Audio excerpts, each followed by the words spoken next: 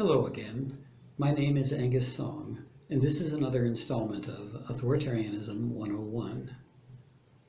In this presentation, we're going to be looking at a form of authoritarianism that is much in the news lately, despite its having been substantially eradicated as a global political force over 3/4 of a century ago: fascism. It seems as though every time we turn around of late, this word is popping up. Someone is calling someone else a fascist, and someone else is calling someone a fascist right back. But what is fascism really, and what are the criteria we should use to define it? In the narrowest sense, fascism was a political movement that began in Italy in the early decades of the last century, and which rose to political preeminence in that country under the direction of a political activist named Benito Mussolini. Italian fascism was characterized by its incorporation of absolute political power into a one-party state, with that state itself ruled by one leader, in Italy's instance, Mussolini himself.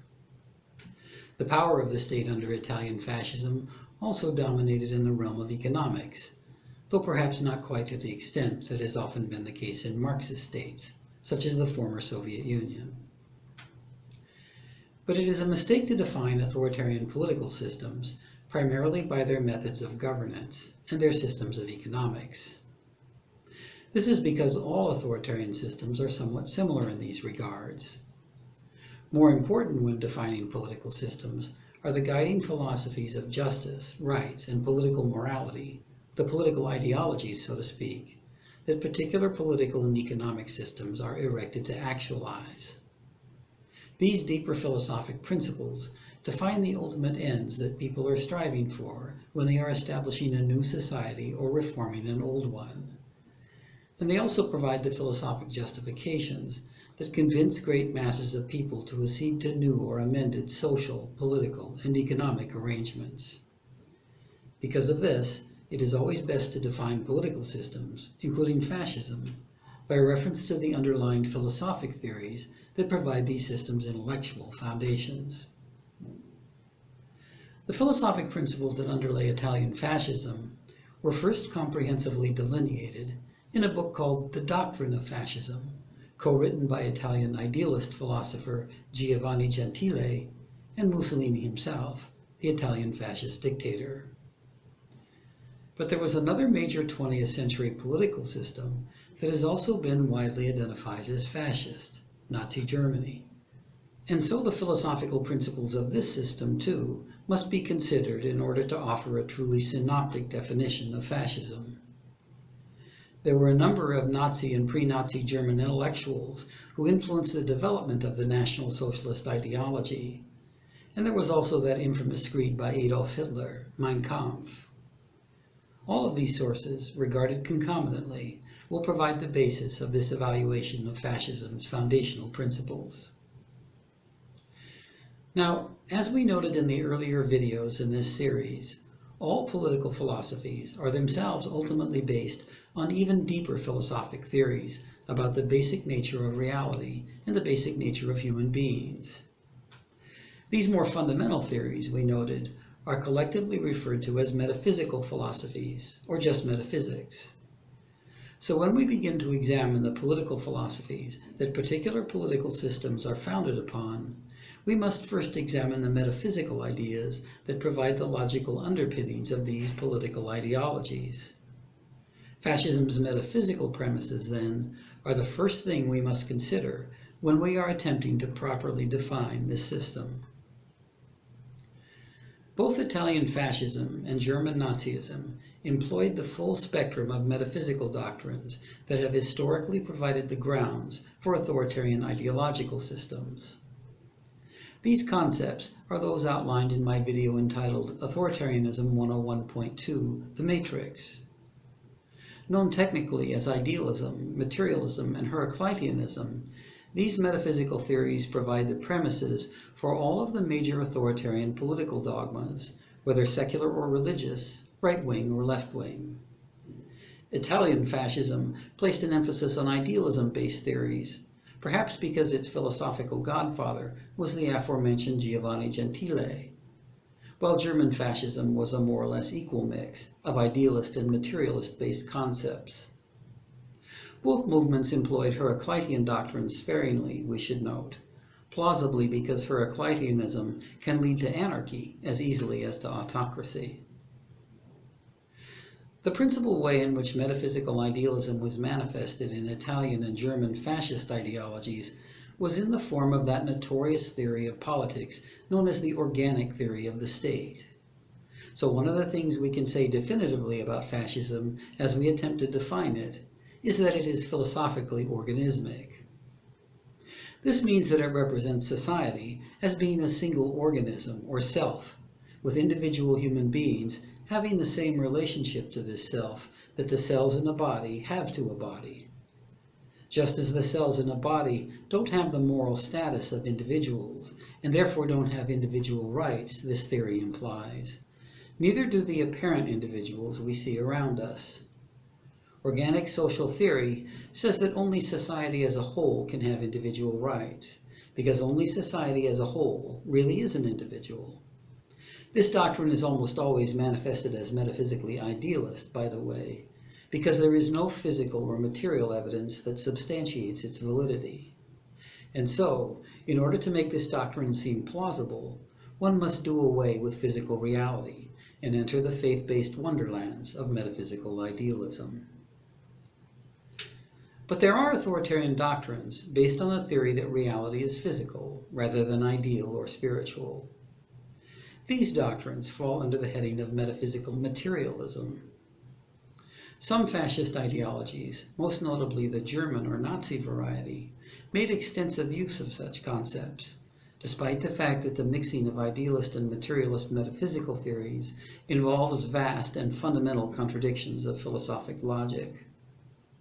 Before we consider how the fascists made use of materialist ideas, let us remind ourselves again of the basic nature of these concepts, so that it's easier for us to grasp their fascist representations.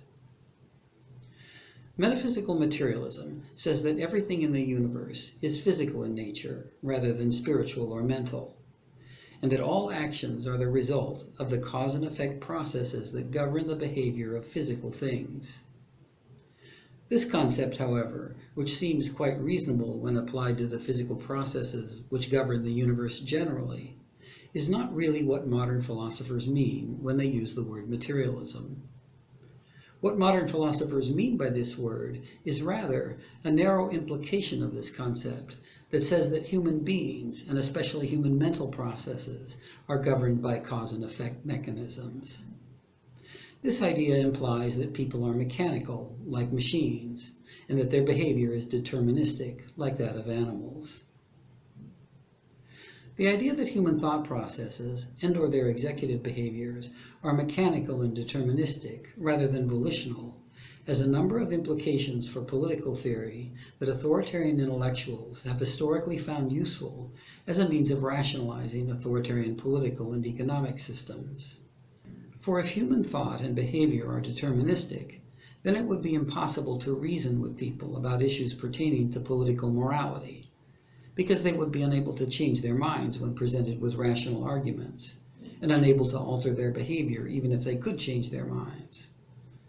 So people would need to be ruled by brute force, just as animals and machines are, to prevent society from descending into chaos. The notion that human beings are like animals or machines was compelling for both the German and the Italian fascists, and both used variations of this theory to rationalize authoritarian rule. The Italian fascists thought that human beings were mechanistically driven by their appetites, and so could not be entrusted with the political authority that democracy confers upon the masses, while the Nazis believed that the average person, even the average German, lacked free will, including intellectual free will, and was, like an animal, too stupid to participate in the parliamentary processes that order liberal republics. The German fascists, however, employed materialism-based arguments in ways that were significantly more radical than did the Italian fascists, and this may be one of the reasons why German fascism was radically more vicious than its Italian cousin. For the German fascists not only considered that human thought was mechanical and deterministic, they further believed that it was people's race, their ethnicity and nationality, that mechanically determined the content of their thoughts. Hence Jews and Slavs automatically thought differently about politics and economics than did Aryans and Nordics. This meant that Jews and Aryans could never see eye to eye about concepts of political morality and economic justice, so that in order for Aryans to build a society that was consistent with Aryan racial thought patterns, they would have to get rid of the Jews, either by exiling them or by exterminating them, or both, because the mechanical nature of Jewish thinking meant that it would be impossible for Aryans to ever come to terms with them. And taking the implications of metaphysical materialism even further, the German fascists considered that what they thought of as unavoidable ethnic conflicts were actually manifestations of a natural biological process by which superior races defeated and eradicated inferior races, in accordance with the survival of the fittest evolutionary theories of naturalist Charles Darwin. This idea, known generically as social Darwinism, represented an attempt by the Nazis to legitimize their wars of exploitation and programs of mass murder under the imprimatur of scientific biology and evolutionary progress. Although the Italian fascists entertained and even acted upon imperialist doctrines, they never fell so profoundly under the influence of materialist-based ideologies as did the Nazis. So, to the extent that fascism is associated with the racism, nationalism, and social Darwinism that are logical implications of materialist doctrines, it might be said that the Italians under Mussolini were far less fascistic than were the Nazis.